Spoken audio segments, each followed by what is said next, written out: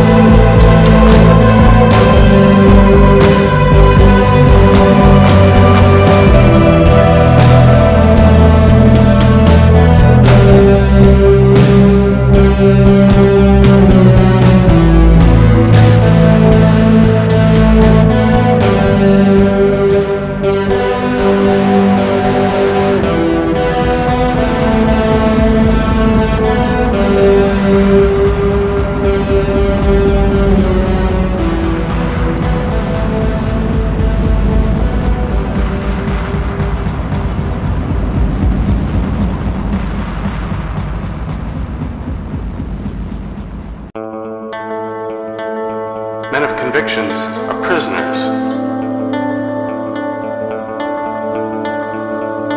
They do not see far enough. They do not see what is below them. Whereas a man who would talk to any purpose about value and non-value must be able to see 500 convictions beneath him and behind him.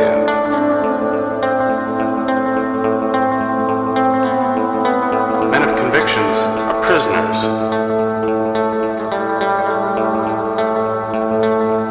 A mind that aspires to great things and that wills the means thereto is necessarily skeptical.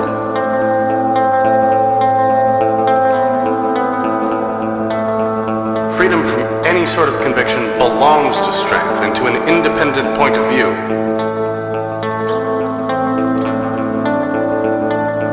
Men of convictions are prisoners.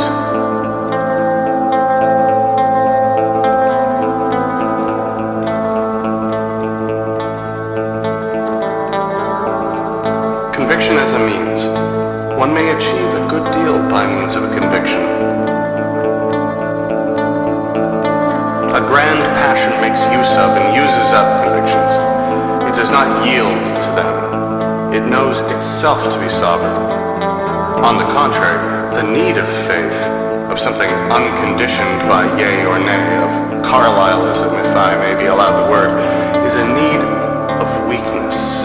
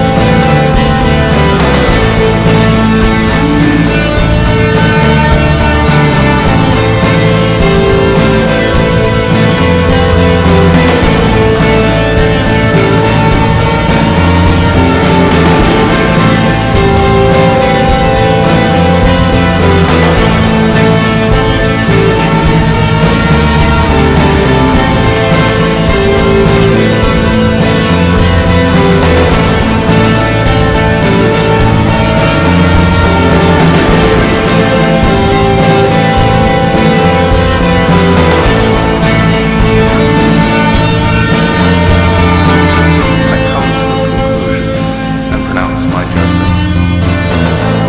I condemn Christianity. I bring against the Christian church the most terrible of all the accusations that an accuser has ever had in his mouth. It is, to me, the greatest of all imaginable corruptions. It seeks to work the ultimate corruption, the worst possible corruption. The Christian church has left nothing untouched by its depravity. It has turned every value into worthlessness, and every truth into a lie, and every integrity into baseness of soul. Let anyone dare to speak to me of its humanitarian blessings. Its deepest necessities range it against any effort to abolish distress. It lives by distress. It creates distress to make itself immortal. For example, the worm of sin.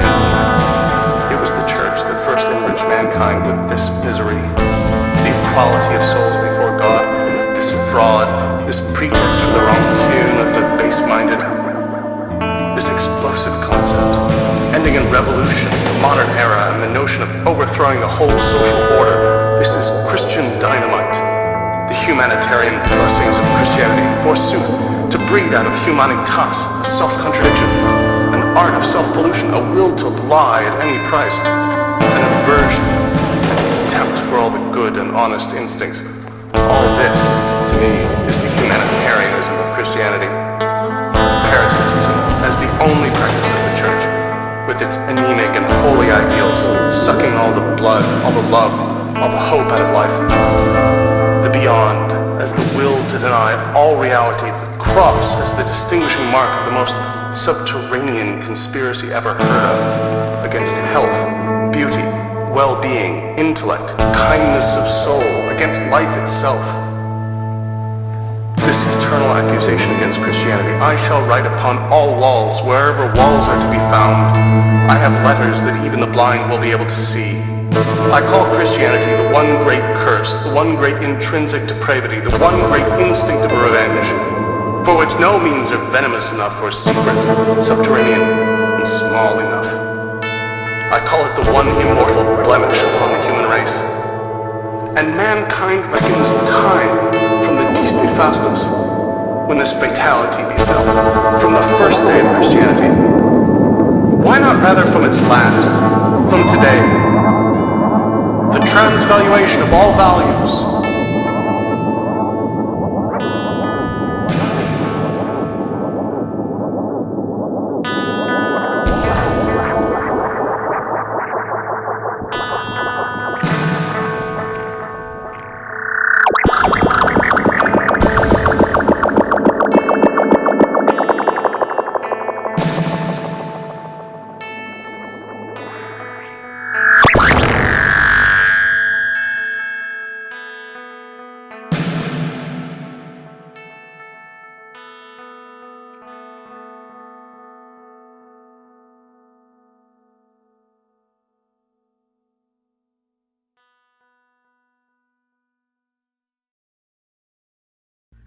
I saw her in a Broadway car, the woman I might grow to be. I felt my lover look at her and then turn suddenly to me. Her hair was dull and drew no light, and yet its color was as mine. Her eyes were strangely like my eyes, though love had never made them shine. Her body was a thing grown thin, hungry for love that never came. Her soul was frozen in the dark, unwarmed forever by love's flame. I felt my lover look at her and then turn suddenly to me. His eyes were magic to defy the woman I shall never be.